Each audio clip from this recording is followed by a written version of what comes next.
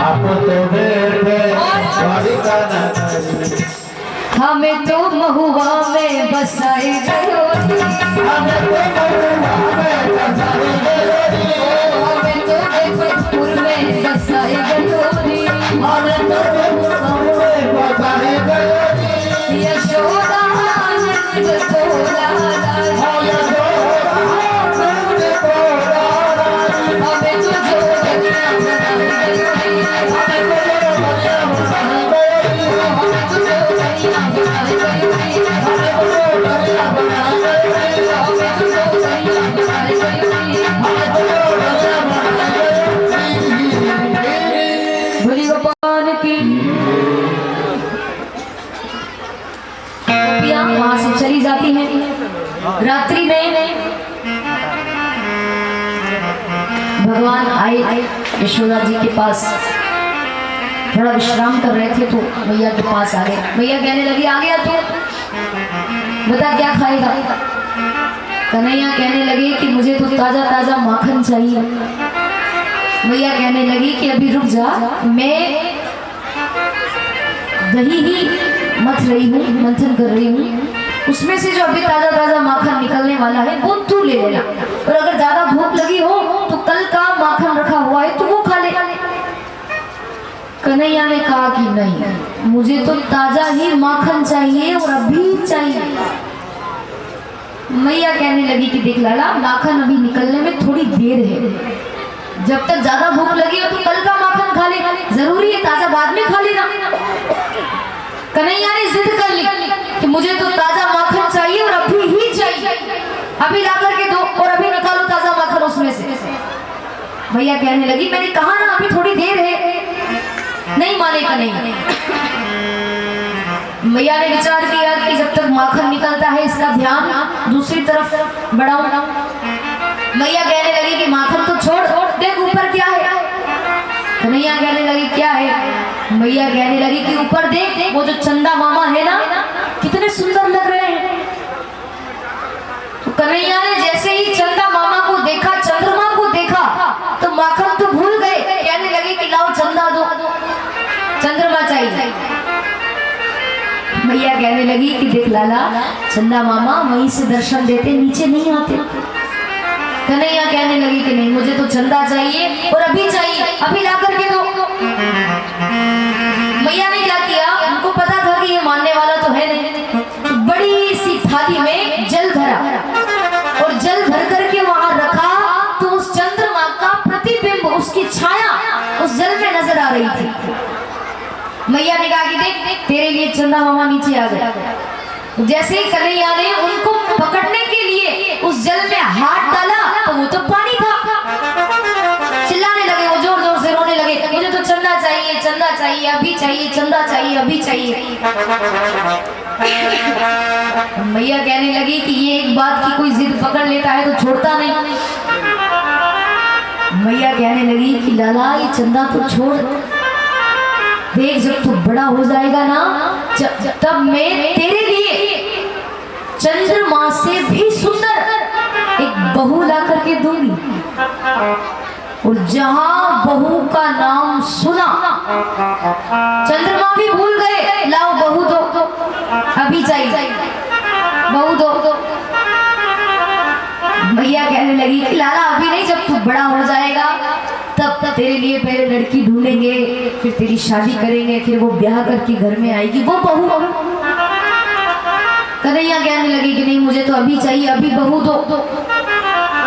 मैया ने भी हंसी मजाक में कह दिया कि बता कितनी बड़ी बहू लेगा तू, कितनी बड़ी बहू चाहिए तुझे।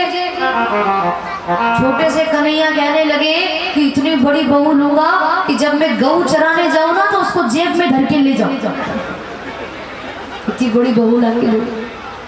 मैया समझी कि शायद कोई वो खिलौने वाली होती ना, गुड़िया, गुड़िया की बात कर रहा है। मैया कहने लगी कि देख लाला, फिर बहू इतनी बड़ी थोड़ी आती है, वो तो बहुत बड़ी होती, तुझसे भी बड़ी आएगी, पर कब, जब तू बड़ा हो जाएगा, तेरे लड़की ढूंढेंगे, उसके बाद ही तेरी शादी करेंगे। छोटे से कन्हैया कहने लगे कि मैया आप चिंता मत करो, मैंने लड़की ढूंढ ली है। मैया कहने लगी अच्छा कौन है वो, उसका नाम लिया। तो वो लड़की कौन है, उसका नाम छोटे से बालकृष्ण बताते हैं, आप भी ध्यान से सुनिएगा। तो लड़की का नाम क्या है? बिरज की छोरी से राधिका गोरी से मेरो ब्याह करा दे मैया, ओ मेरो ब्याह करा दे मैया। छोटे से बालकृष्ण उस लड़की का नाम बताने लगे। कौन है वो लड़की? आप भी ध्यान से सुनिएगा, ताली बजाएं तो कहें राधिका गोरी से बिरज की छोरी से, राधिका गोरी से बिरज की छोरी से मैया करा दे मेरो ब्याह। राधिका गोरी से बिरज की छोरी से मैया करा दे मेरो ब्याह। राधिका गोरी से बिरज की छोरी से मैया करा दे मेरो ब्याह। राधिका गोरी से बिरज की छोरी से मैया करा दे मेरो ब्याह।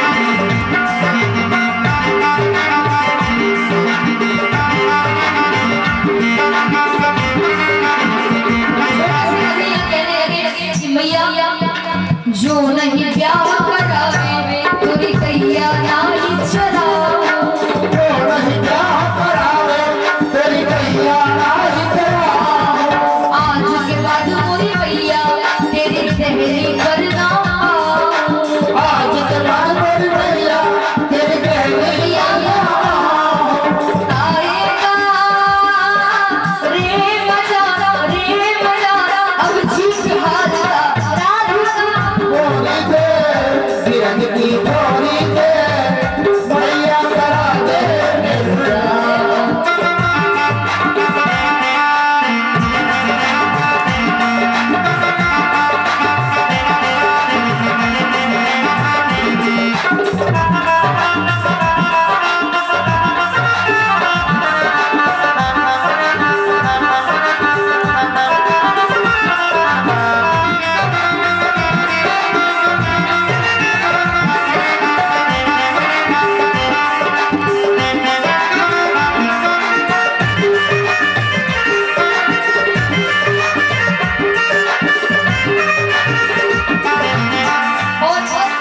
छोटे से बालकृष्ण कहने लगे यशोदा जी से कि मैया छोटी सी दुल्हनिया जब अंगना में डोलेगी, छोटी सी दुल्हनिया जब अंगना में डोलेगी, तेरे सामने मैया वो घूंघट ना खोलेगी, वो तेरे सामने मैया वो घूंघट ना खोलेगी। और देखिए घूंघट की बात आई है, मैं आपको बताऊं घूंघट कई प्रकार के होते हैं, घूंघट कई प्रकार के होते हैं।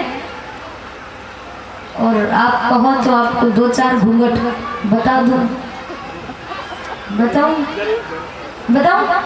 अच्छा कौन कौन देखना चाहते हैं हाथ खड़ा करके बताओ सब। अरे वाह, चलो बता ही देती हूँ, ध्यान से देखिएगा। आपके यहाँ घूंघट का चलन है कि नहीं? है ना, घूंघट निकालते हैं। हाँ वाह, तो पहला घूंघट इतना ये हमारे उज्जैन साइड राजस्थान है, मारवाड़, वहाँ पे इतना घूंघट बहुएं माताएं सब इतना घूंघट निकालती है। तो ये पहला घूंघट। दूसरा घूंघट इतना इतना, ये महुआ का घूंघट है। ये दूसरा घूंघट, सही है ना? हाँ, ये दूसरा घूंघट। तीसरा घूंघट, कई माताओं की बहुओं की आदत होती है बार बार घूंघट में से ऐसे करती है वो।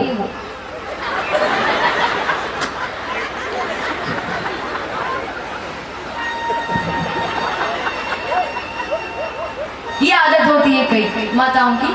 और चौथा घूंघट, ये चौथा घूंघट है ना? अच्छा, जजमानी ऐसे